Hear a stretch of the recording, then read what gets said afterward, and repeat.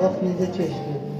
Bugün sənin toyundur, səni cənnətdən təbrik edirəm oğlum, xoşbəxt ol. Narahat olma, həmişə yanındayım. Sənə bir hədiyyə borçluyum, qalsın görüşümüzə. Sənə bir vəsiyyətim var, atana oxşar, vətənimizi sevdim.